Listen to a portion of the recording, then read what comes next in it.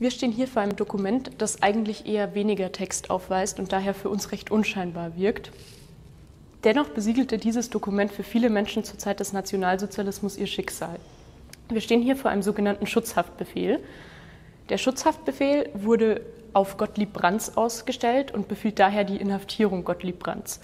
Gottlieb Brandts war ein deutscher Widerstandskämpfer und ein SPD-Politiker. Er wurde am 3.1.1939 wegen illegalen Grenzübertritts in das KZ Buchenwald deportiert. Am 6.2. wurde dieser Schutzhaftbefehl ausgestellt. Doch was bedeutet eigentlich Schutzhaft?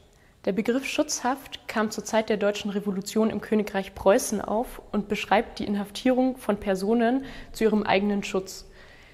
Diese Inhaftierung benötigte keinen richterlichen Beschluss, sondern erfolgte lediglich nach dem Ermessen der Polizisten und war auf einen Tag festgelegt. 1933 adaptierte die Geheime Staatspolizei Gestapo den Begriff Schutzhaftbefehl. Man verstand unter dem Schutzhaftbefehl folgedessen nicht mehr die zeitliche Inhaftierung einer Person, sondern man nutzte den Begriff Schutzhaft dafür, um Menschen ohne richterlichen Beschluss und ohne festgelegte Dauer inhaftieren zu können. Dies geschah unter dem Deckmantel der Schutzhaft. Anfangs inhaftierte man als Schutzhäftlinge hauptsächlich politische Gegner, aber auch schon Menschen jüdischen Glaubens. Während man 1933 die Schutzhaft hauptsächlich dadurch rechtfertigte, dass man sie benötigte, um das NS-Regime zu stärken, wurde sie wenige Jahre später bereits ein fester Bestandteil der nationalsozialistischen Unterdrückung und der nationalsozialistischen Terrorherrschaft.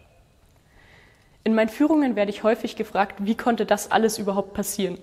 Meiner Meinung nach bietet der Schutzhaftbefehl hier ein gutes Beispiel, das erklärt, welche Machenschaften und welche Methoden die Nationalsozialisten nutzten, um ihr Regime zu festigen. Der Schutzhaftbefehl ist ein sehr gutes Beispiel dafür, wie die persönlichen Rechte der Bürgerinnen und Bürger außer Kraft gesetzt wurden und dem politischen und ideologischen Ziel untergeordnet wurden.